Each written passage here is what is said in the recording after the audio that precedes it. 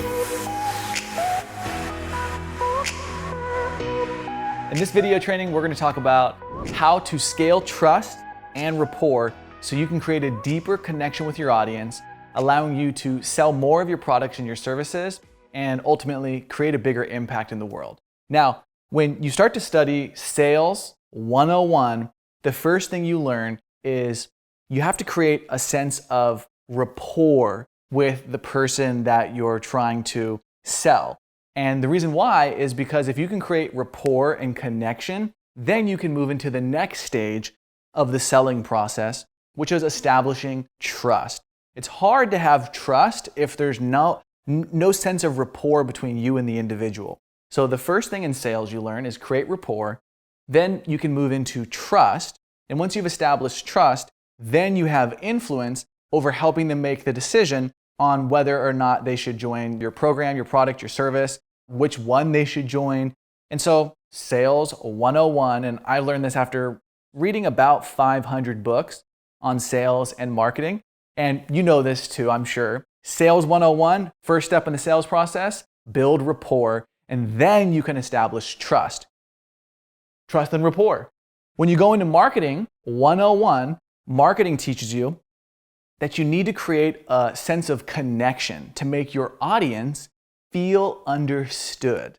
And if your audience feels understood and they resonate with your message, then you have a message to market match, which allows you to create a sense of rapport. If somebody feels understood by you and your message and your marketing, then you're going to create a sense of rapport. And then your marketing's job, after it creates the, yes, this message is for me, kind of rapport feeling and makes me feel understood, like I know this marketing is for me, then the marketing's next job is to establish trust so that the person feels like they can take action to buy the product and the service, to reach out, to redeem the coupon, to make the phone call, whatever your marketing is telling them to do. If they have rapport, they feel understood by you, that what you have to offer is for them, and then they also have trust, there's a much higher likelihood that your marketing is going to convert, that your marketing is going to be profitable. And so, same thing, you could just use synonyms for the word rapport and trust. Marketing 101 is all about rapport and trust. Before you're able to get the result that you want, you have to build rapport and trust, whether you're selling or whether you're marketing. So what I'm going to tell you is the counterintuitive approach to scaling trust and rapport that doesn't necessarily have to do with selling and marketing because it's personal branding, but it creates the same outcome. You're going to sell a lot more of your products and you're going to sell a lot more of your services. Just like sales and marketing's first step is basically building trust and rapport. Personal branding, the way that I'm teaching it right now in this specific training, is going to help you scale trust and rapport, meaning that the trust and rapport you can have with one individual over the phone or that you can create through a direct response marketing campaign, you can create that same effect, but at scale to millions of people online through social media and the content strategy of personal branding in the way that we teach it. And this is going to conceptually break it down for you here. So we've talked about Sales 101 and Marketing 101. The mere exposure effect, which you've probably heard us talk about before, is basically a psychological phenomenon that's been studied since the 1800s. It goes back that long that they've been studying this. And it basically states that the longer you or I or our prospects and customers and clients and partners are exposed to a message, are exposed to a brand, or are exposed to you or I, the more likely they're going to become familiar with it and basically feel comfortable with it and then move through the stage of potentially even establishing trust. Think about this. The person in your life that you trust the most could be a family member, a significant other, a best friend, a business partner. The person you trust the most, my guess, is also somebody you've had years, if not decades, of time with this individual. Many references to say, this is somebody I can trust. This is somebody that I can count on. This is somebody that, fill in the blank, I can invest in, I can buy from, I can If they tell me to go and do something, there's a higher likelihood I'm actually going to follow what they say to do because we have rapport and we have trust. And so the mere exposure effect is basically stating that a company like McDonald's, we know McDonald's is probably not, out of all the options for us to consume food-wise, it's maybe not the healthiest. I'm not bashing them. I'm just saying they've done an amazing job as a brand. And that's why I'm using them as an example with the mere exposure effect. They've done such a good job that even though we know it's not necessarily the healthiest, they know what they sell. And what they sell is fast, cheap, consistent food.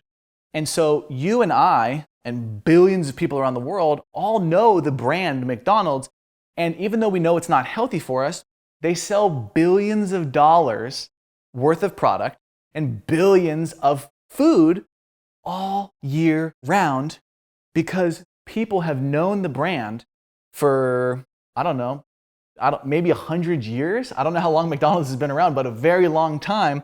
So we've all started to feel familiar with the company, with the product, with the brand, even though they have documentaries showing somebody who ate it consistently, breakfast, lunch, and dinner for 30 days, and how within just 30 days of eating it every day, they started to have a lot of health problems.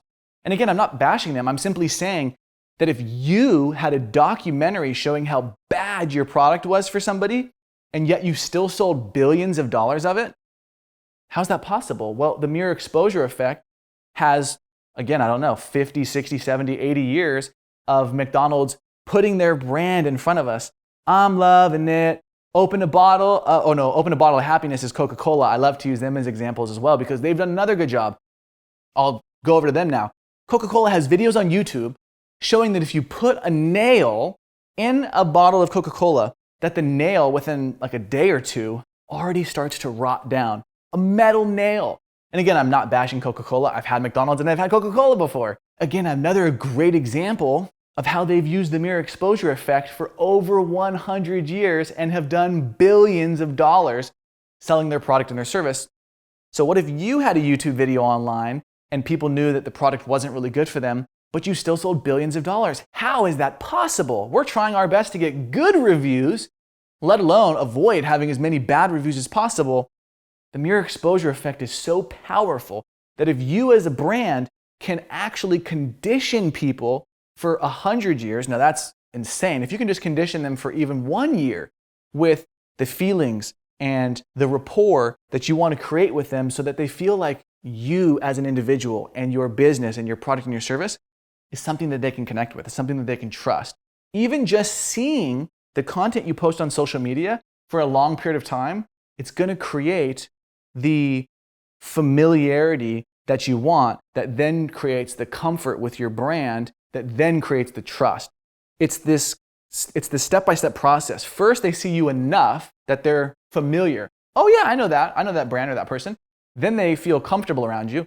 Like, yeah, I'm very familiar. If this person walked up to you, you wouldn't be like, you're a stranger. You'd be like, hey, you've never met me, but I know who you are. I'm familiar with you. I'm familiar with McDonald's. I'm familiar with Coca-Cola. I'm familiar with Oprah Winfrey. I've never met her. I'm familiar with her. I've seen her for years and years. She's not a stranger. She doesn't know me. I'm a stranger to her. So if you can be in front of your audience, posting good content, it doesn't matter. They're going to start to be familiar with you. They're going to start to feel comfortable with you. And that's all going to lead to trust. And that's also going to lead to rapport when we jump down to some of these other things like engaging and connecting with your audience. This is really powerful stuff. And I was just using them as examples, Coca-Cola, McDonald's, Oprah, as people and individuals and companies who've been leveraging the mere exposure effect. And guess what? Oprah's a billionaire. Coca-Cola and McDonald's are billion-dollar brands. And so the best personal brands, product brands, business brands, we're all very familiar with them. We've all been exposed to their content, to their messages, to their marketing, to their brand for years, if not decades, and depending on some of these companies, over a century. And as a result, the mere exposure effect kicks in, which is also known as the familiarity principle, which just states, like I said, the more consistently somebody sees you, your product, your service, your business, your brand, the more familiar they are, the more comfortable they are, and eventually you start to establish trust. So the mere exposure effect is extremely powerful.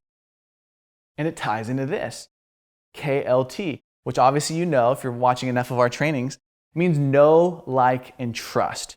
If you can get more people to know you, law of averages states that in the exact same amount of people that know you now, probably a small percent trust you, right? There might be 1,000 people who know who you are. If I said your name, they would instantly be able to, that's who that is. That's Mark Lack. They'd be able to pick you out of a lineup. If I show them your face, they would know your name. So that's going to be my definition and our definition moving forward of when someone knows you. And so let's just say 1,000 people know you or your business and your products and your services. And let's just say that maybe 10% of the people who know about you trust you. And we'll establish the definition of trust as they're willing to buy. Because I don't know of any time I or anyone I've met has said, I don't trust you, take my money. You know what? I don't really trust this product. I'm going to buy it anyways. I definitely don't trust this business, but I'm going to buy from them or work with them. People don't say that. And so our definition of trust for this example is going to be when someone trusts you, they're willing to buy from you. And so if we can get more people to know you, inevitably a percentage of them will like you, and an even smaller percentage are actually going to trust you enough to buy from you. And so after studying lots of sales and lots of marketing over the last 10 years and investing over $500,000 myself to get access to the best books, masterminds, events, workshops, training programs, consultants, mentors, coaches, and advisors on sales and marketing, I've learned a lot of ways to build trust, which has helped me grow a multi-million-dollar business. But then I've come to realize that you can scale trust and rapport way easier with personal branding. And that's why I shifted so much of my focus on these personal branding strategies. In addition, no sales and marketing. No. In addition, together, sales and marketing with personal branding, the way that we're teaching it, that's where the magic happens. So in addition to sales and marketing, the overlap is personal branding also has to build rapport and trust as the first step of building a good personal brand. And so I found that instead of just doing sales and marketing, to quickly shorten the gap between someone who doesn't know me or trust me and getting them to quickly know me and trust me so that I can influence them to invest in our products and services to serve them at a high level. Building trust really quick through sales and marketing is awesome. But what I found is it's 10 times easier, at least 1,000% easier to just get more people to know you. And what I mean is, if you just post valuable, entertaining, and educating content on social platforms like Facebook, like YouTube, maybe LinkedIn, Instagram, Halanas, Twitter, Pinterest, there's so many platforms you could post on. My favorite are obviously Facebook, YouTube, Instagram. I do like LinkedIn. They're starting to improve. A new platform that's up and coming is Halanas. That's a great platform. TikTok is pretty good. We're still trying to figure out if that's something we want to be on and focus and double down on. 100% YouTube and Instagram is where we spend a lot of our time now. Facebook is just kind of like the Goliath. You kind of have to still be on there and leveraging it for your personal brand and your advertising. Obviously, test yourself and figure out where your audience is. But we found that it's way easier to get 1 million people or millions of people to know you by posting and promoting valuable, entertaining, and educating content. Valuable, entertaining. You can't be boring nowadays. You're competing against so many things and so many people and so many viral videos and so many creative individuals who are obsessed with nothing but creating entertaining content. And let's be honest, people typically like to be entertained more than educated. And so social media is primarily an entertainment platform and education. So remember, you can't just educate people. You have to find some way to also add a little finesse of entertainment. There's a lot of different ways you can do that. This training is not to talk about how to get creative, although we are going to talk a little bit about creativity and how it fits into this, but you got to have valuable, valuable content. You got to have entertaining content. And you really should also, the way we like to teach, have educational content so people can really get more than just entertaining value. They can get educational value, an action step they can take in their life or their business to yield a result. And so it's way easier to get millions of people. Not only is it easier to post it without having to know the tricky parts of how do I log into Facebook Ads Manager or Google to be able to upload YouTube ads and Google ads and run ads on LinkedIn. How do you do that? A lot of people struggle. You've probably already posted content on social media, so it's much easier to just upload content on social media than it is to know how to run ads on the backside of these platforms. So it's easier to post content on social media. It's easier to get people to see that content. And it's easier, a lot of these platforms let you just give them your credit card and start paying to promote your content on Facebook or Instagram. Those are probably the easiest platforms that you can just boost or promote content on. So I still love boosting and promoting content on Facebook and Instagram. And so it's easier and it's more cost efficient. Usually we found from testing this with millions of dollars internally and tens of millions of dollars with our clients and partners, it's about 5 to 10 times cheaper to pay to reach somebody with content to get known on social media than it is to pay to promote an advertisement. Think about that. So right off the bat, you can already take a percentage of your ad budget and your marketing budget and your branding budget and just allocate it to promoting your content on social media, and you're already going to get better results and you're going to start reaching more people.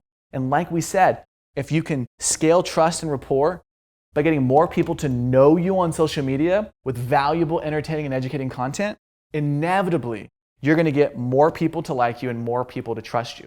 So you can reach millions of people online, and if only a fraction of 1% end up buying something from you, that's probably going to be thousands of customers and clients. What would thousands of customers and clients do to your business if you got 1,000 additional customers and clients in the next 90 days or even in the next 12 months? I'm sure your business would skyrocket if you got 1,000 customers. And so if you reach millions of people with your social media content, getting a fraction of 1% down here to get a couple thousand of them to buy is so easy. And you'll find that there's a reason why scaling trust and rapport through personal branding combined with direct response marketing and sales will become your biggest and your greatest advantage, because it's so much easier to stand out from all the noise online who are trying to sell and market to your audience on social media. But people don't go on social media for ads. They don't go on social media with a credit card in their hand to buy. Although running ads on social media can work, you know there's a better process to take people through. And usually it doesn't come from running an ad on social media and immediately seeing somebody purchase. That's why so many individuals and businesses try to run ads on social media and get no results or get very little results. And if they get results, they're not able to scale or sustain. That's the big thing I see a lot of people struggle with. They get a little bit of results. Their first swing is good, and then they miss every other swing. And so the problem is you can't scale your ads, meaning you're not able to go from $10,000 a month to $100,000 a month to $100,000 a day like we've done in our business. And so again, this works. This is the secret to cracking the code online. It's not just personal branding with content. And it's not just sales and marketing and running ads online. It's both. Both combined is the secret formula.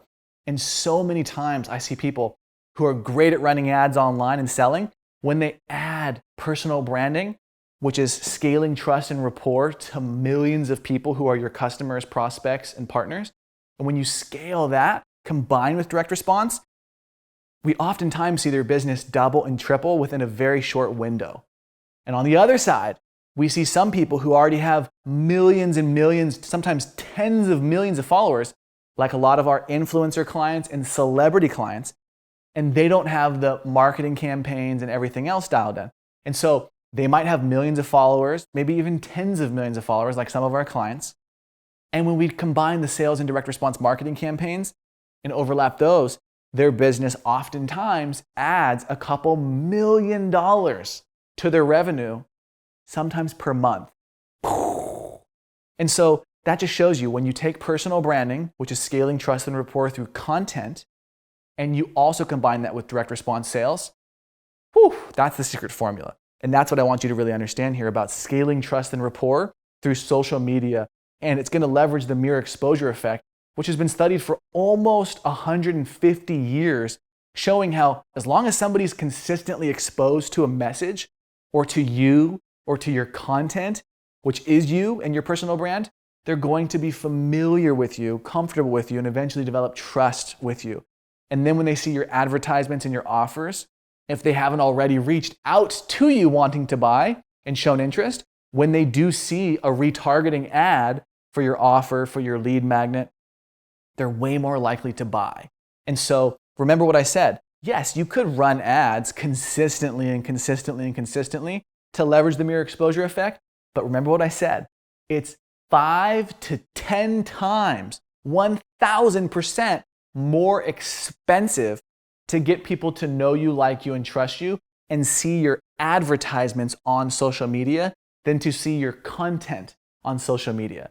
So you can scale trust and rapport way faster and more cost efficiently by promoting content than just running ads. And not only is it more efficient and easier, but it's also the key reason people go on social media for content that's entertaining and educating. They are not going on there for advertisements to buy or to be sold. Yes, people love buying. Think about Amazon. People go on there and they just buy like crazy. I know I do and my wife does. We use Amazon all the time. It's so convenient. It's so easy to buy. People love to buy. They don't like to be sold.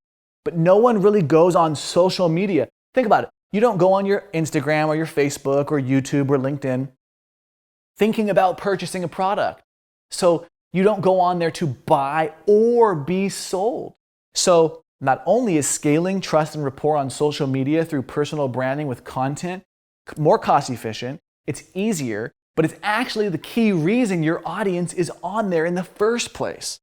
And what we found is when they see your content and they're exposed to it consistently and they get value rendered to them consistently because it's entertaining and it's educating, when you've touched multiple touch points of value with your audience and then they see your ads or your lead magnet or an invitation for something else, they're way more likely to take action the way you want because they haven't seen lots of your ads. They've seen lots of your valuable, entertaining, and educating content first, and then they see an offer. It's almost like if a door salesman came knocking at my door every single day or week.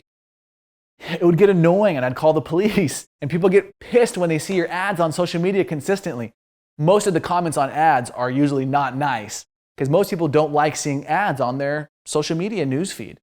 But if somebody was consistently adding value to you for months, maybe even years, and you just knew that there was just like an open door policy or they finally made an invitation every 6 months and said, hey, if you're interested, just know I'm here and here's what the offer looks like and we'd love to support you at a higher level than all the free valuable content you've been getting. Yes, sign me up. And maybe you've even experienced this yourself. Maybe that's how you got into our community. Maybe that's how you've gotten into somebody else's. Maybe you've followed someone else online, an influencer, a thought leader, a celebrity, an expert. And maybe you saw that they had an offer that they were promoting of their own or that they affiliated with through another product or service or brand of someone else. And maybe you took action. If not, you probably know people who have because it works so well. So the know, like, and trust obviously is how you scale the mirror exposure effect. The more people that know you, the more people are going to like you, the more people are going to trust you. And that's the mirror exposure effect in a nutshell, which means more people are going to buy from you. Next, we talked about this already. Social media. They don't go on there to buy or be sold. They go on there for content, which is why this strategy works so incredibly well. Next, actually engage and connect with your audience. I see so many times, and I made this mistake a lot too. You post content, people like it, they comment, they share, maybe they even message you. And you just might think, for whatever reason, it's time consuming. Is it really valuable? for me to engage and reply back? Do they even care? What if they're not going to buy? Should I really waste my time? Yes, you should, because these are people who are actually interested in what you're talking about. Whether they buy or not is not relevant. We've had people who followed us and engaged with our content for 4 years before buying. 4 years. And so when we asked them, a lot of it had to do with either trust, why they waited so long to buy, or it had to do with that they just weren't ready. They just didn't have the money, or they hadn't convinced themselves yet of why they needed to take action. But when the time came, we were there, they were there, and we never stopped adding value for years. And so we were the only possible logical option for them to enroll with. And so if you plan on being in business for the next couple years, let alone decades, then you need to start doing this. The best time was last year, yesterday. The best time is now, because you already missed that. You can't go into the past. And if you've already started your journey and you've been doing this for a couple days, weeks, months, or years, congrats. I'm so excited for you because you're way ahead of the game already. I think the internet bubble and social media is still in its infancy. I think we now understand how important it is, but I also feel as we have gotten into the time frame that we're in now, that we're really understanding how personal branding has become so much more than just a trend that some kids get millions of followers and then they go and rent a Lambo. And I think it's become so well popular that like billionaires are doing it. Celebrities are getting bigger contracts. Sport athletes are getting bigger contracts and endorsements and partnerships. Like the list goes on. I don't even need to name all of them. Everybody now knows how critically important social media is in building your personal brand because you can scale trust and rapport. And the next thing is, as we talked about engaging with your people and connecting with them, so important. Actually respond. It's almost like if somebody was texting you or emailing you or calling you, but you never responded. It's just obviously you get the point. You can't really scale trust and rapport with your audience if you're not at least engaging and connecting. That doesn't mean it has to be you, by the way. You can have somebody on your team that you outsource this to, that you're either paying internally or that you're paying and outsourcing this to somebody around the world. Obviously, make sure you do your due diligence. Don't just give your username and password to somebody you don't trust, but really do your due diligence. Find somebody good that you can outsource this to, and they can engage and they can connect and they can comment back for you. A lot of people do this, but it's critical that you don't just let people comment, share, like, and message you, and you never reply back. You actually have to build a connection with your audience. Next, broad versus niche. This one's big. This is a simple little T graph that's really going to show you the distinction between what some people do online versus what you should do. And so the basic T graph, I'm going to write broad here and niche here. And when I'm saying niche, what I'm referring to is niche content is going to make you perceived as the expert in the eyes of your potential prospective customers, buyers, and clients. So for us, easiest example I could use, when I'm talking about, I'm just going to abbreviate it, when I'm talking about personal branding, when I'm talking about sales, or when I'm talking about marketing, those are like the three things that we focus on from our products and our services and how we serve and support people. Personal branding, sales, and marketing. But let's be honest, those are not just like one subject and one training. There's countless, maybe hundreds, if not thousands of things I could and have already talked about when it comes to personal branding or sales or marketing. There's literally hundreds, if not thousands of things you or I could talk about on our key subjects that we are positioning ourselves as the go-to authority, the thought leader, the expert, whatever it is that you're branding yourself as. You better know your stuff. And so for me, I already have thousands of pieces of content, maybe about 10,000 pieces of content all over the internet on personal branding, sales, marketing, and broad content as well. So niche content is anytime you see me creating content like this video here. This is niche. This is me talking about personal branding so that you can scale trust and rapport, and also like tying it in and relating it back to sales and marketing and showing you how this is a sales and a marketing strategy and tactic, because all sales and marketing is scaling trust and rapport. so that you can get the sale. So niche content is you producing content that's your expertise, that you have products and services on. So if you're in real estate and you're producing real estate educational and entertaining content, perfect. If you're a health and wellness practitioner or a fitness coach, if you're producing content around that, that is niche content. Broad content is if I share a video or a photo of my wife and I with us and our dog traveling the world. If I got sick last year from sepsis and almost died, and I talk about the journey of what it was like to almost die and to be in the hospital hooked up to machines and to go through that as a human in my spirit and like what that was like and the experiences and the lessons that I took away from this has nothing to do with my business or my products or my services, but it creates a sense of rapport and connection and trust with my audience that talking about sales and marketing never could do. Yes, sales and marketing makes them go, this guy is smart, he knows his stuff. But showing my wife and I traveling the world, showing us having fun or doing a fun adventure or me falling on my face doing something, either literally or as a metaphor, me failing at something and talking about it or sharing it, makes me seem more human. Talking about me almost dying makes me more human. Talking about, I just saw Dwayne Johnson, The Rock, his father just passed away, and he shared the whole journey and the experience of what he's going through and his family and what he's thinking and feeling, and he's about to do the eulogy and how he wrote that out. I saw his video because I follow his personal brand journey, and he doesn't just talk about the movies he's doing, the business deals he's doing and things of that sort, and promoting his shows and movies, Under Armour or whatever his sponsorship deal is. Also talks about his journey as a human being. He also talks about his tequila company, which is broad enough, but I guess that would also potentially be niche because it's something he's selling. But he talks about everything going on in his life. He talks about his relationship with his daughters. He shows things about his wedding that just happened. And so he's got almost 200 million followers. He's one of the biggest influencers on the planet, biggest personal brands on the planet. And as a result, he makes a ton of money because he's got 200 million people who follow him. Even more people know who he is. So inevitably, he has a lot of people that like him and trust him. Law of averages, as I talked about earlier. If you had 200 million followers, a lot of people are going to trust you and buy anything you offer. It's just law of averages. You have a small amount of people compared to him, as do I. And so as a result, you don't have as many people that know you, like you, or trust you. So you probably don't make hundreds of millions of dollars like he does. The point I'm making here is A, back to what we talked about, the more people that know, like, and trust you, the more money you typically have. But also share your hobbies, share your values, share your passions, share your beliefs, share who's in your life, share the ups and the downs. All of that is broad. Share that you're trying to get healthier. Share your experience at the gym. Share what foods you're eating. Share how you miss the foods you've cut out because you're trying to be healthier and lose weight. Share, I don't know if I already said it, the books you're reading or the shows you're watching, the sports team or the fight you're cheering for, whatever it is. Talk about, metaphorically, your enemies so people can get behind you and be like, yeah, that's also my enemy.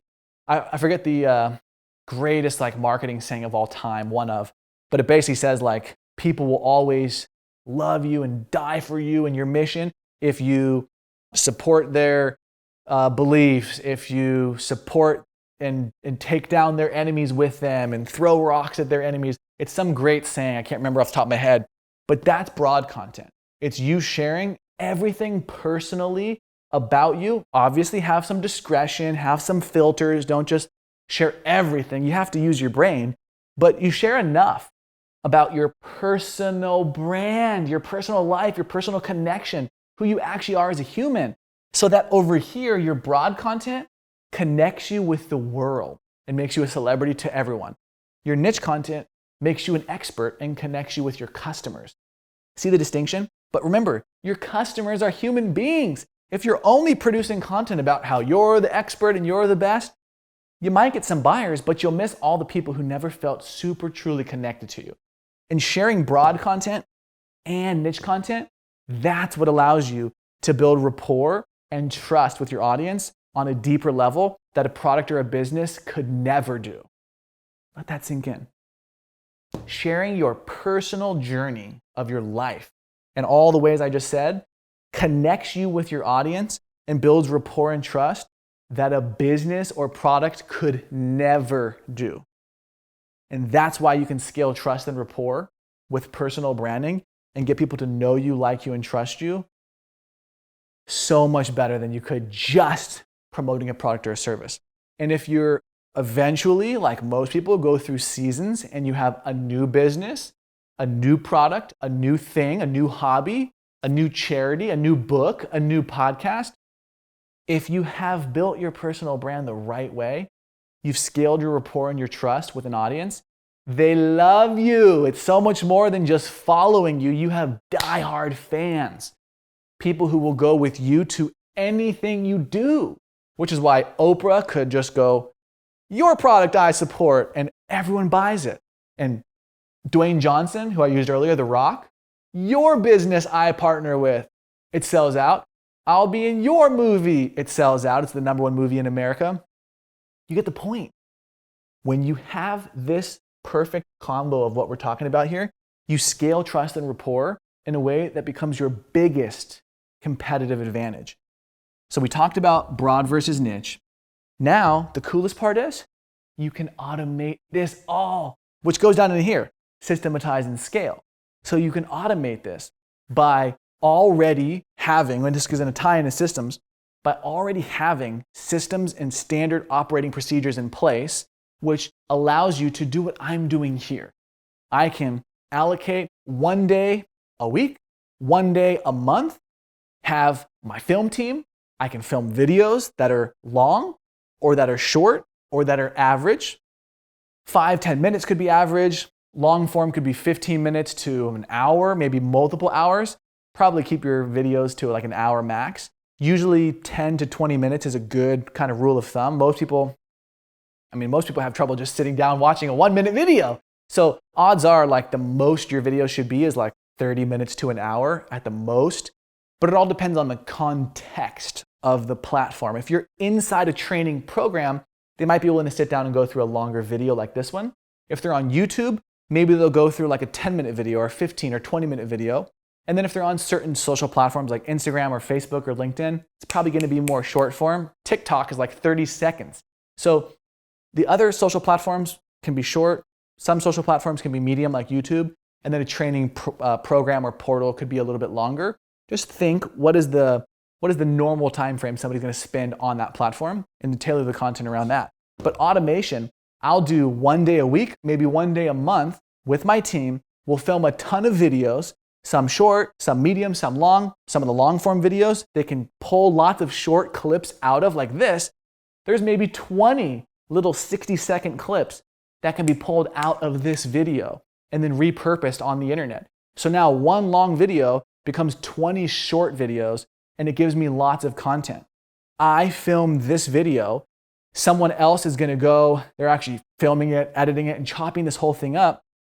I don't have to even think about it. I just have to be here delivering the content in my skill set. Someone else, I'm able to have do everything else, so it's all automated. I have to do 1 day, maybe a month, maybe a week, and it's all done. It's outsourced, delegated, automated, so I don't have to think about it. The content gets sent, team, upload it, post it, engage with people. So the only part of the process that I have to be involved in is this, which is my skill set. Filming, editing, uploading, engaging, all the other stuff, it's not my highest income skill set. So I outsource and delegate so it can be automated. I'm able to have people help clean my house, clean my yard, and do other things. So it's automated. So that's what you have to do. You have to get your time back. So you use money to buy your time back so that you're not trading time for dollars. If you're always trading time for dollars, you'll never get to the next level and the next level.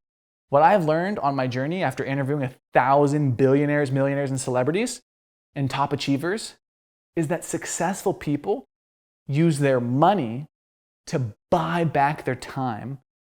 Poor people use their time to make money. Poor people trade time for money. Wealthy people trade money for time. So when you finally get to that point where you have a little bit of money, immediately hire and delegate and outsource the low income, low impact skill sets and activities that are not your highest priority. No one else can be on camera besides me. I could have other guest experts, but you get the point. Where is your best time spent? High income and high impact. outsource and delegate all the rest. So that's how you automate the process. You find other people and you create a system. I know that I film this, gets edited, and all the different ways we discuss. Other team's gonna take it, they're gonna chop it up, they're gonna post it, repurpose it, engage, boost it, promote it. I don't have to do anything. So this is something to work towards for some of you. And for others, you're like, obviously, this is so easy. Of course, that's the way to do it. And again, I started at the bottom doing everything. I wore every single hat and I worked my way up. And now I'm able to say, where am I the best, high income and high impact, and what can I outsource so that I'm not doing everything?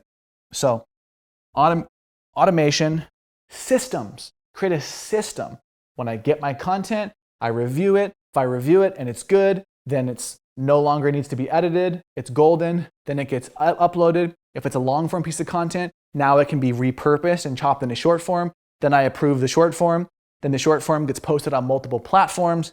Multiple platforms have certain, things written with them. Then the engagement, then the budget for promoting it and boosting it and targeting the audiences. And then after a certain time frame, I look at it, make sure the budget and the audience has resonated well with certain metrics and data to tell me if the content we've been promoting is good. Just like you can tell if an advertisement's producing a return, I can tell if promoting certain content is producing a good return.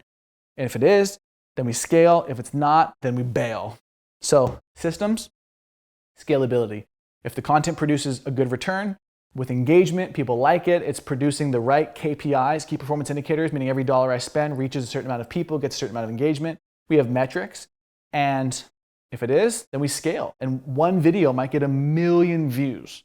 Another video might get a couple thousand and then just bail, just stop spending money to promote it. It's not getting good engagement. It'll still sit there on the internet as a piece of content, but it won't get more than thousands of views or 10,000 views.